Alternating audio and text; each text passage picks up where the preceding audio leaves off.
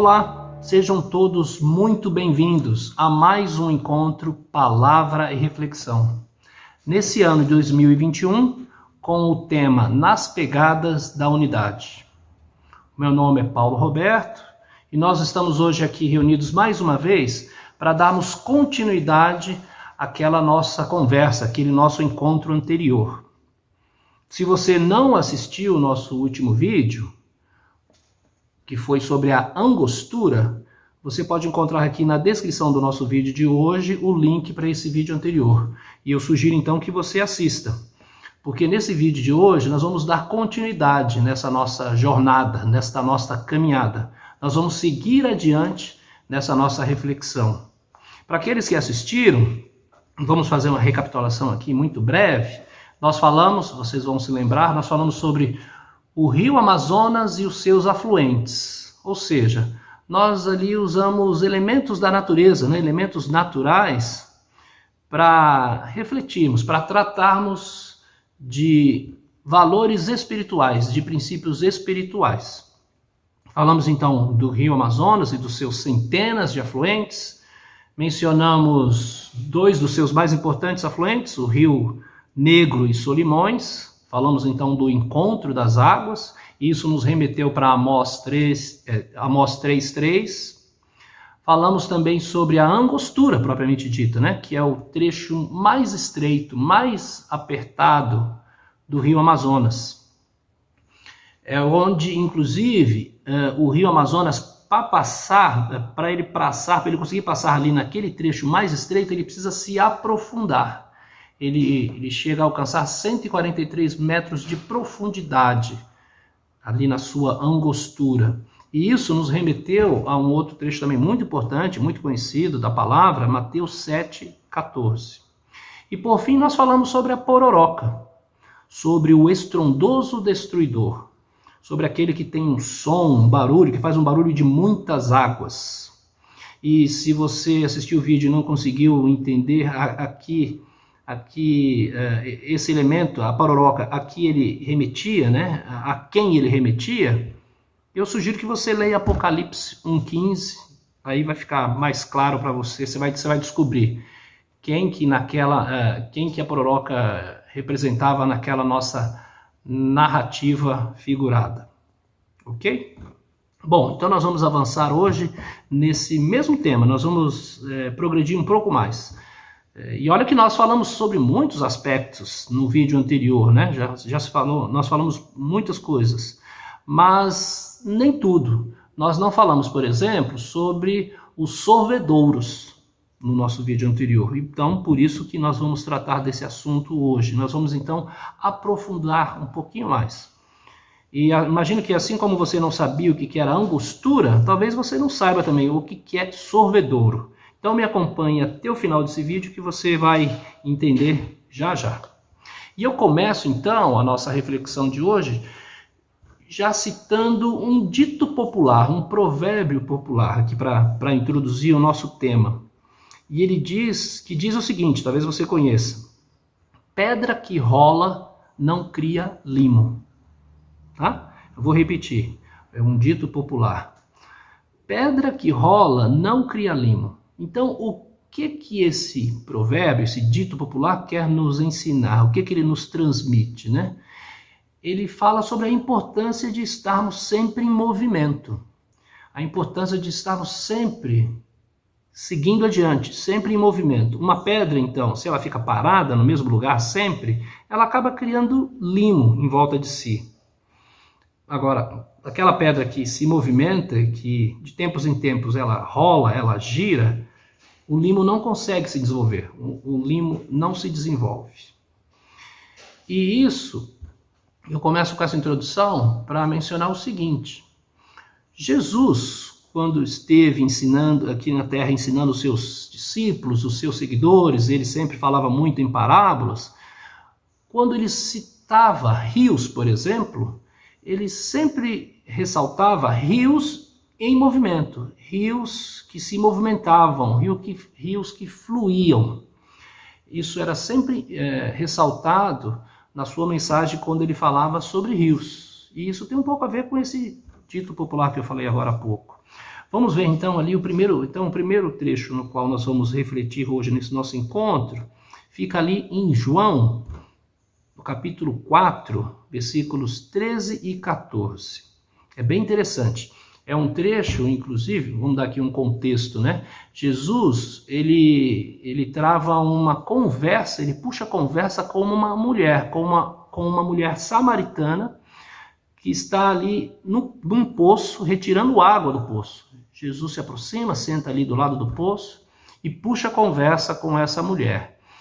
E é uma conversa, claro, todas as conversas de Jesus são muito profundas. Essa, então, é uma conversa muito significativa. E em um determinado ponto dessa conversa,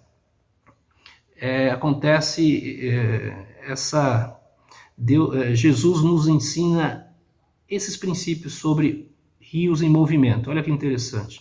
Jesus lhe responde para a mulher, né? Aquele que bebe desta água terá sede novamente. Ou seja, fala para a mulher, aquele que beber dessa água aqui que você está tirando, essa água do poço, essa água natural, ele voltará a ter sede de novo. Ele vai ter que beber de novo e de novo essa água. Mas quem beber da água que eu lhe darei, nunca mais terá sede. Pois a água que eu lhe der, tornar-se-á nele uma fonte de água jorrando para a vida eterna. Ou seja, aquele que beber dessa água que eu darei, e Jesus estava se referindo à água do Espírito Santo, né? A água vivificante, nas nossas traduções, no geral, se refere a esse trecho e outros semelhantes, é traduzido como água viva, mas se nós formos na raiz da palavra, talvez a tradução mais adequada seria água vivificante, água que gera vida. Não apenas uma água viva, que inclusive é um pouco difícil para a gente entender o que é uma água viva, né? Então eu acredito que água vivificante seria o mais adequado aqui. E Jesus fala então, aquele que experimentar dessa minha água, beber dessa minha água vivificante, ele então se tornará uma fonte de água. Ele mesmo vai se tornar uma fonte de água, uma água que flui, uma água que jorra em direção à vida eterna. Ou seja, que flui, que segue para o mar. Lembra-se que no nosso último vídeo nós fazíamos um paralelo, né? Fazíamos de uma maneira alegórica, nós comparávamos a vida eterna com o mar, né? Com o oceano, aquele para o qual o rio Amazonas flui, né? Então, nesse vídeo as coisas vão se encaixando, nós vamos sempre resgatando algumas das coisas que nós falamos no vídeo anterior, por isso que é importante que você primeiro assista o vídeo anterior.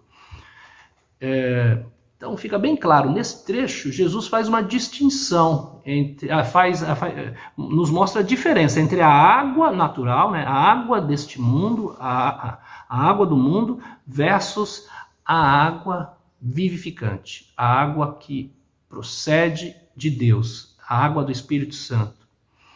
E aí eu pergunto, no corpo de Cristo, né, ao longo então dessa nossa caminhada, nas pegadas da unidade, quando a gente se refere então à igreja, ao corpo de Cristo, qual água que nós temos que ter? Essa água natural ou essa água vivificante? Qual água que nós, como corpo de Cristo, nós devemos oferecer, né, ao mundo, àqueles que nos rodeiam? Qual água que nós devemos oferecer? Água natural ou água vivificante? Isso me remete então ao nosso próximo trecho. A gente vê na prática essa dinâmica acontecendo.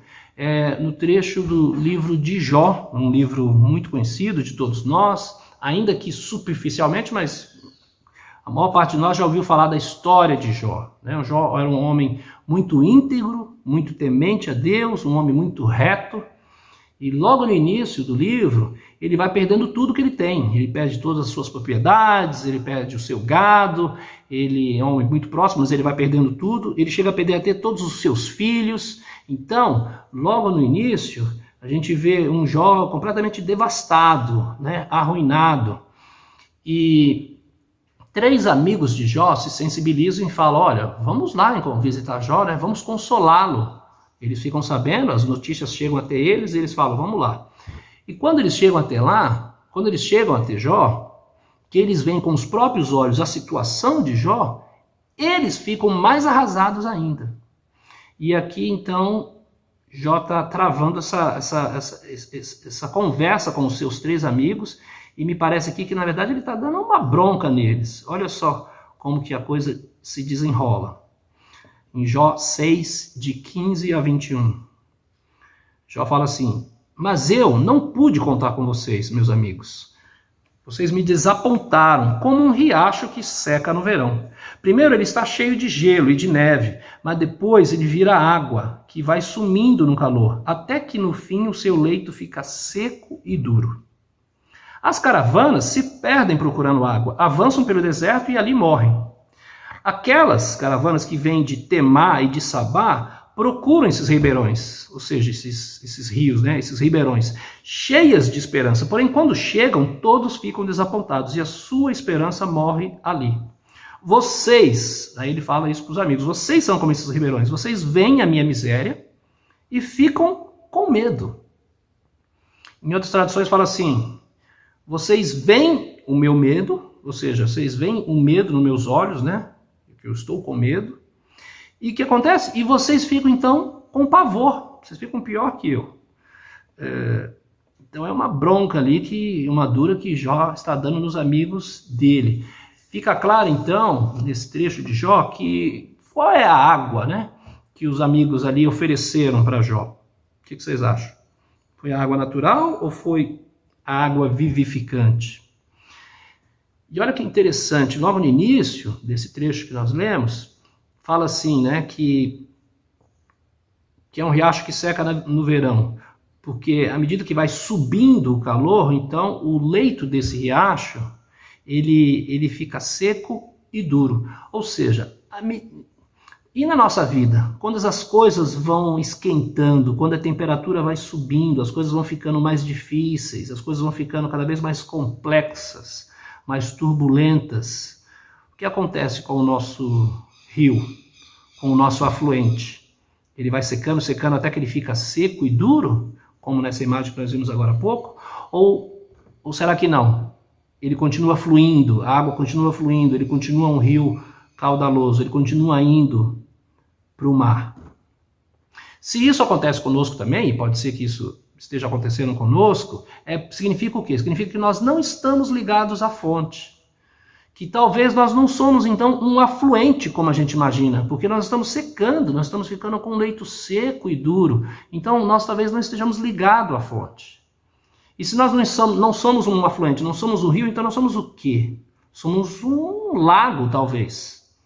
E vamos fazer uma distinção aqui entre rio e lago, né? Rio, então, é algo que flui, é um rio em movimento, ele tem um fluxo constante, ele corre para o mar, ele está indo naquela direção. Já um lago, ou um pântano, ou um brejo, é uma água parada, é uma água confinada, é uma água que não extravasa, não flui. Ou seja, o lago ele só recebe água, por exemplo, das chuvas. Ele recebe água, retém a água, só que ele não extravasa, ele não gera, não tem nele nascente de água, a água não jorra a partir dele, ele só recebe. Então, e aí voltando para aquele trecho de Jesus nos exorta a estarmos então na fonte, estarmos ligados à fonte, fluindo, estamos em movimento, entende? Agora, isso só basta para nós, nessa nossa jornada, nessa nossa caminhada nas pegadas da unidade, como corpo de Cristo? Ah, entendi, Paulo. Então, a nós basta estarmos sempre em movimento, sempre em movimento? Não apenas isso, né? Isso é claro, é muito importante, isso é fundamental, mas não podemos esquecer daquele nosso bate-papo anterior. Há perigos nessa jornada, nesse caminho, há vários perigos. Perigos esses que estão registrados lá na Carta Náutica. Lembra que nós falamos sobre que a Carta Náutica é que oferece uma navegação segura pelo rio. Então, por quê? Porque a Carta Náutica nos alerta, nos adverte, nos mostra de antemão onde tem pedras submersas, balcão de areia, onde tem obstáculos submersos, então, onde tem eventuais correntes contrárias, correntes marítimas. Então, A carta náutica nos alerta de antemão sobre vários perigos que nós podemos encontrar ao longo do caminho. Entretanto, tem um perigo que nós nem conversamos no outro vídeo, que é muito importante e que não consta nas cartas náuticas. Ele não está lá registrado. Por quê? Porque ele é algo dinâmico, é algo temporário, inclusive. São perigos temporários, efêmeros. Eles aparecem, mas eles somem. E eles são dinâmicos, eles mudam muito de posição. Então não dá para apontar esse perigo especificamente em um determinado local na carta náutica. Ele acontece ao longo do rio. E eu vou ler aqui do que eu estou falando. Eu estou falando dos sorvedouros. Eu vou fazer a leitura técnica aqui. O que é? São forças concêntricas. São movimentos fortes. Movimento forte e circular. Que se processa em espiral. Da superfície para o fundo das águas. Percebeu do que eu estou falando? Talvez você arriscou, falou, olha, você arriscou um palpite, né? Cara, você está falando dos redemoinhos? Sim, exatamente. Sorvedouro é conhecido popularmente como os redemoinhos, que todos nós em algum momento já vimos se desenvolver num rio, num riacho, um redemoinho pequeno, médio ou grande. São aqueles movimentos circulares, giratórios. E, como a definição diz, eles são temporários, eles não são para sempre, né? Um redemoinho não fica para sempre ali num rio, no mesmo local, permanentemente, com a mesma força. Não, eles são movimentos dinâmicos, eles mudam de posição. Por isso que não é possível que seja registrado numa carta náutica, certo? Então, esses sorvedouros, esses redemoinhos, eles podem nos tirar da nossa jornada. Nós estamos caminhando em direção ao mar, mas ele pode nos tirar do curso do rio e pode nos reter. Se nós formos pegos, se formos atraídos então por um sorvedouro, o que nós temos que fazer? Nós temos que nos desvencilhar dele o quanto antes, porque senão o poder que ele exerce sobre nós vai ficando cada vez maior, e ele vai cada vez tendo mais domínio sobre nós a ponto de nos submergir. Por que surgem? Como acontece? Vamos falar de maneira natural, né? Como acontece os sorvedouros, os redemoinhos? Eles são fruto, eles são decorrência daquelas pedras submersas, daqueles acidentes que tem no fundo do rio. Pedras submersas, os bancos de areias, os buracos. Essa irregularidade no fundo do rio é que provoca lá na superfície eventuais redemoinhos.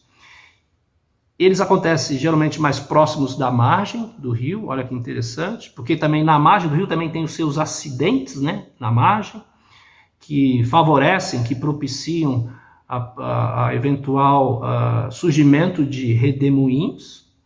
Por isso que se recomenda então que, se você quer evitar redemoinhos, você tem que ficar mais no centro do rio e não nas margens. E olha que coisa interessante. Os redemoinhos têm mais probabilidade de surgir no encontro de rios. Ou seja, quando os diferentes afluentes se encontram, se juntam, nesse momento de encontro, surge com mais frequência eventuais redemoinhos. Isso também eu acho muito significativo. E mais, não só no encontro das águas, mas também em passagens estreitas, ou seja, em angosturas, esses redemoinhos surgem. Poxa, Paulo, mas ok, você está dando tanta ênfase em redemoinho, eu não estou entendendo até agora qual é o seu ponto. Eu creio que esse elemento natural que acontece nos rios nos remete ao nosso terceiro trecho da palavra, que é 2 Timóteo 3,2. Ali em 2 Timóteo 3,2, o apóstolo Paulo revela a Timóteo o seguinte, ele fala que nos últimos tempos, nos tempos dos fins, serão tempos difíceis. E aí ele começa a falar dos homens, ele fala, os homens serão egoístas, avarentos e etc, etc. Então ele fala, nos tempos dos fins serão tempos difíceis. Os homens serão egoístas. O primeiro item da lista dele, uma lista longa. Em outras traduções fala assim, os homens se tornarão amantes de si mesmo. E eu creio que isso nos remete aos redemoinhos, amantes de si mesmo. Ou seja, são homens que pensam mais em si, que só pensam em si mesmo. Eles estão nesse movimento giratório, espiral, onde eles creem que tudo gira em torno de si. Eles só pensam em si. Então, não só eles giram em torno de si mesmo, como eles esperam que o próprio corpo de Cristo, a igreja, também só o favoreça, que atenda todas as suas necessidades materiais, espirituais e etc. Ou seja, ele acredita que é como se o mundo inteiro e o corpo de Cristo girasse em torno dele. Esse é a relação que eu faço com 2 Timóteo 3:2. Então, se nós estamos então isso, amigos e colegas, isso acontece dentro da igreja também, claro. Quando nós achamos que nós temos que ser o centro das atenções, que tudo tem que girar em torno de nós também estamos andando em círculo e não estamos avançando no curso do rio. Então, como eu falei agora há pouco, se nós somos então atraídos por uma força como essa, um redemoinho, resta a nós sair dali, se desvencilhar dele o quanto antes. E talvez até nós mesmos podemos ser o próprio sorvedouro. Talvez nós que estamos gerando esse movimento circular e estamos atraindo outros, né? E aí eu remeto também a uma outra reflexão recente que fizemos, a importância de estarmos andando em companhia, de estarmos juntos com os irmãos, de estarmos avançando nessa jornada, não sozinho, mas com amigos, com irmãos próximos, porque talvez o seu par, o seu irmão próximo, quando vê você sendo atraído por um sorvedouro, talvez ele possa então te tirar de lá, porque ele está de fora, ele não foi atraído ainda, ele não foi pego ainda pelo sorvedouro, e talvez ele consiga, com o braço ou com uma vara, te ajudar para te tirar dessa força giratória, dessa força concêntrica. E isso, então, nos remete a uma outra passagem interessante. Porque, olha só, como o sorvedouro não está marcado, não está revelado ali nas cartas náuticas, o que resta a nós?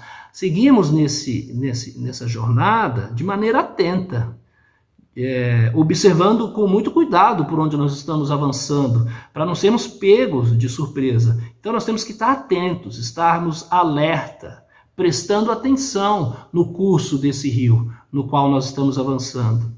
E isso nos remete a Ezequiel 47, que é o profeta Ezequiel, lá no Antigo Testamento.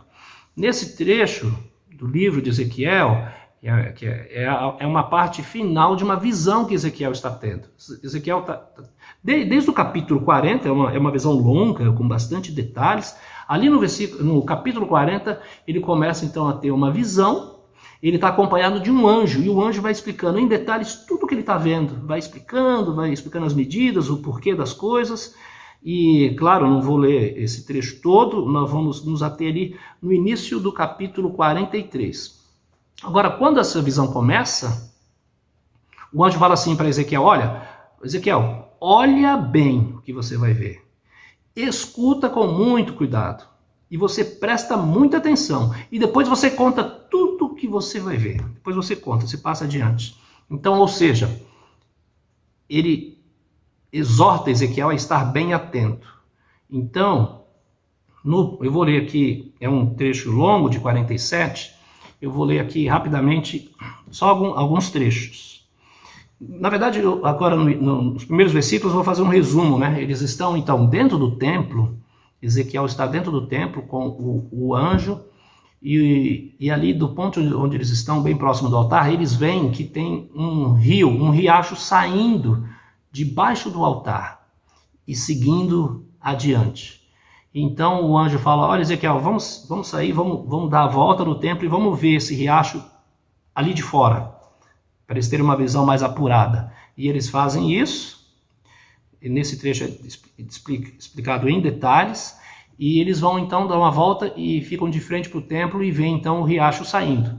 O anjo então pega uma vara de medir e daquele ponto ali, onde a água está saindo ali, debaixo do altar, ele mede 500 metros adiante. Eles avançam 500 metros. E 500 metros adiante, eles cruzam esse riacho. E ali em Ezequiel diz que a água dava no tornozelo de Ezequiel. Aí o anjo mede mais 500 metros, avança mais 500 metros para frente e cruza o rio novamente com Ezequiel. E aí a água já dá nos joelhos. Depois mais 500 metros, a água dá na cintura. E depois mais 500 metros. Percebe o que está acontecendo? Nesse ponto então, que é no versículo 5, fala assim, finalmente mediu mais 500 metros. O anjo mediu mais 500 metros. E o rio era tão fundo que não podia atravessar. Era fundo demais para ser atravessado, a não ser a nado. E aí eles têm que nadar, eles atravessam o rio nadando, porque não dá mais. O que está acontecendo? O rio vai ficando cada vez mais profundo, cada vez mais caudaloso, cada vez tem mais água aquele rio que saiu ali do altar como um riacho. Ali na frente, ele já virou um rio caudaloso. E isso de uma maneira milagrosa, né? Porque se percebe que não é o resultado de afluentes, não é que ao longo desses 500 metros, mais 500 metros, mais 500 metros, novos rios vão se unindo. Não, é o mesmo rio, é o mesmo filete de água que saía aquele mesmo que saía do altar, lá na frente, ele já virou um rio que Ezequiel só consegue atravessar nadando, já está bem profundo. Então, isso é o rio que flui do altar. Este é o rio de Deus. Ele vai crescendo de maneira milagrosa. Ele vai avançando. E depois, a partir do 6, o anjo ressalta novamente. Né? No 6 ele fala, aí ele me disse, homem mortal, presta muita atenção em tudo isso. Ou seja, ele fala, presta atenção, vou falar de novo, você presta atenção. Então o homem me levou de novo para a margem.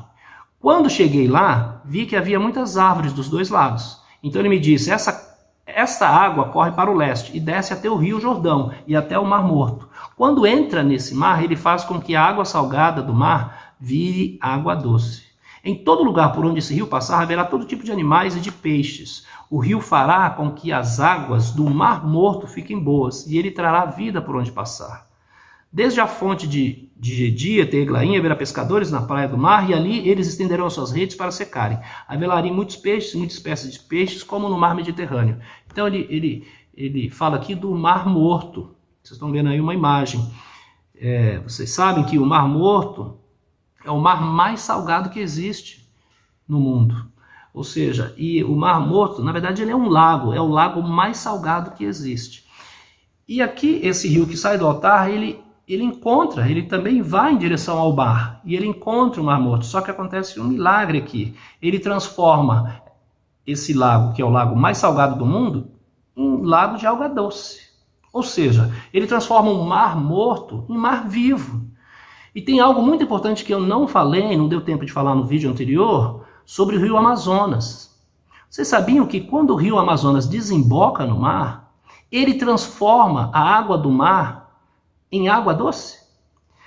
Há registros, relatos de embarcações que passam ali por aquela região a 400 quilômetros de distância da costa brasileira e constata que o mar está doce.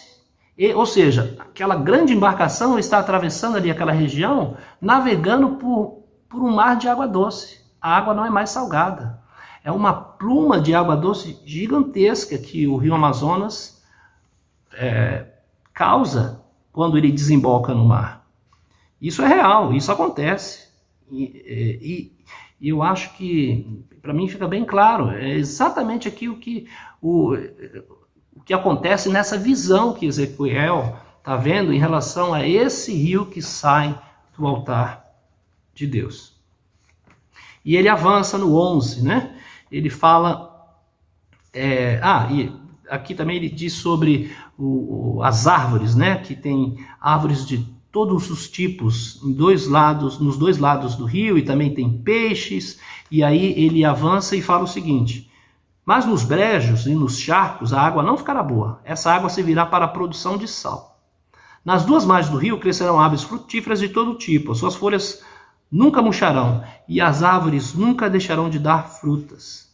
Darão frutas novas todos os meses, pois são regadas pelo rio que vem do templo. As frutas servirão de alimento e as folhas de remédio. Então olha que interessante, ele faz uma ressalva aqui. Fala que nos brejos, nos pântanos, ou seja, onde tem água parada, nas lagoas, onde tem água parada, nos charcos, a água não vai ficar água doce. Essa água continuará servindo para a produção de sal. Então ele faz uma ressalva. Agora, em relação às árvores que estão nas margens do rio, essas darão frutas, pois elas serão regadas pelo rio que vem do templo. É por isso que elas sempre dão frutas, porque elas estão sendo regadas por esse rio de água vivificante. E por isso que, então, se estamos ligados nesse rio, nós temos alimento e nós temos remédio. Significativo, né? É bem interessante. Então, concluindo aqui, já indo para a conclusão da nossa reflexão de hoje, o que nós falamos até aqui, né? Que nós somos afluentes de um rio que corre para o mar. Então, portanto, nós temos que estar em permanente movimento. Não podemos ser água parada, não podemos ser brejo, ser pântano. Nós falamos que se nós não estivermos ligados, então, à fonte de água vivificante, que nós corremos risco de, quando a temperatura subir, quando as coisas se complicam, quando as coisas ficam difíceis na nossa vida, nós corremos o risco, então, de virar um leito de rio seco e duro, como ali os amigos de Jó, como nós vimos naquele trecho.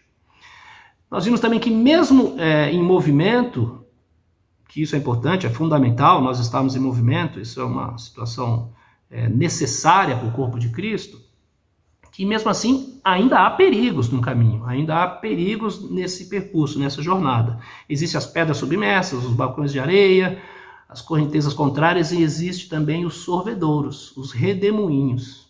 E esses redemoinhos surgem principalmente no encontro de rios, nas passagens estreitas, ou seja, são forças dinâmicas e traiçoeiras e que se manifestam quando nós estamos centrados muito em nós mesmos. Às vezes nós mesmos nos tornamos sorvedouros nesse nosso rio. Isso está lá em 2 Timóteo 3:2. Então, portanto, nós temos que estar atentos, estar alertas, procurarmos navegar, então, longe da margem. E se, eventualmente, nessa jornada, um redemoinho nos pegar, nós temos que sair dele o quanto antes. E, para isso, temos aí os irmãos para nos ajudar. Se estamos ligados à fonte, então, há sempre alimento e remédio para nós. Amém? Então, como eu fiz também no último vídeo, eu deixo aqui, então, 2 trechos muito significativos para a nossa reflexão. Eu convido a todos vocês, assim que terminar esse vídeo, que você possa ler na sua própria Bíblia. Apocalipse 21 e Apocalipse 22. São 2 trechos que estão no livro de Apocalipse, que é o livro da revelação, né? Que é um livro de uma grande visão. João tem uma visão de muitas coisas, né? E eu acho que é um bom trecho para fazermos um fechamento dessa nossa reflexão de hoje, porque no vídeo anterior nós falamos que a divisão na igreja vem da falta de visão. Então, nada melhor do que nós refletirmos sobre a visão de João aqui no Apocalipse. Eu não vou ler aqui detidamente, mas só mencionando algumas coisas interessantes. Logo no primeiro versículo do capítulo 21, fala assim: então vi um novo céu e uma nova terra. O primeiro céu e a primeira terra desapareceram e o mar sumiu. Olha só, o mar sumiu. Nós estamos aqui o tempo inteiro nos últimos 2 vídeos falando de mar, que o mar representa a vida eterna e etc. Só que, por que aqui logo no início dessa visão o mar desapareceu? A minha interpretação aqui é que o mar desaparece, por quê? Porque nós já chegamos na nossa jornada, nós já chegamos na reta final, nós chegamos na linha final, que era chegar até o mar. Se a gente já chegou agora, não precisa mais dele. Então a nossa jornada acabou. Olha que maravilhoso isso. Um pouco adiante, Deus fala assim, e Deus enxugará os olhos deles, enxugará dos olhos deles todas as lágrimas. Não haverá mais morte, nem tristeza, nem choro, nem dor. As coisas velhas já passaram. Ou seja, nesta visão de João, é nesse momento então que não existe mais essas coisas todas que nós temos enfrentado atualmente, a pandemia, o Covid, não há mais morte, mais tristeza, mais choro, mais nada. Todas essas coisas que estamos vivendo hoje se tornam coisas passadas. Eis que tudo se faz novo. Pouco adiante, novamente, Deus resgata a questão da água que jorra. A quem tem sede darei água de beber, de graça, da fonte da água da vida. E o fechamento desse primeiro trecho é fantástico. Olha só, nós estamos falando sobre as pegadas da unidade. E aqui, nessa visão final, a gente poderia ver então o quê? Só 3 templos? Ou só um templo só? Um único templo, juntou todos os templos num único só, que ótimo, é a unidade? Não, é mais surpreendente que isso. No versículo 22 João diz, não vi nenhum templo na cidade, pois o seu templo é o Senhor Deus, o Todo-Poderoso e o Cordeiro. Amém? Não há nenhum templo na cidade. Não há mais mar, não há mais templo. Por quê? Porque este é o final da nossa jornada da unidade. Nós estamos na presença de Deus, porque Deus é o próprio templo. E por fim, o último trecho, Apocalipse 22, é bastante revelador porque só nos mostra o seguinte, o que João está vendo é, na verdade, muito provavelmente, o que Ezequiel tinha visto há 600 anos atrás. Olha só, o anjo também me mostrou um rio de água da vida, brilhante como cristal, que sai do trono de Deus e do Cordeiro e passa no meio da rua principal da cidade. Em cada lado do rio está essa árvore da vida, que dá 12 frutos por ano, isto é, uma por mês, e as suas folhas servem para curar as nações. Ou seja, ressalta aqui de novo que desse rio, no qual as árvores bebem, gera remédio, gera alimento, e aqui fala que é uma água cristalina. Então não é igual à água do Rio Negro e Solimões, turvas, escuras, é uma água cristalina. Amém? Então é isso. Espero que vocês tenham gostado, que tenham sido edificados por essa reflexão. Foi um prazer estar aqui com vocês, mais uma vez. Obrigado por terem ficado comigo até o final desse vídeo. Agora vocês sabem o que é sorvedouro. Eu espero encontrá-lo vocês em breve, num próximo Palavra e Reflexão, se Deus quiser. Fiquem em casa, fiquem com Deus e até a próxima. Tchau, tchau.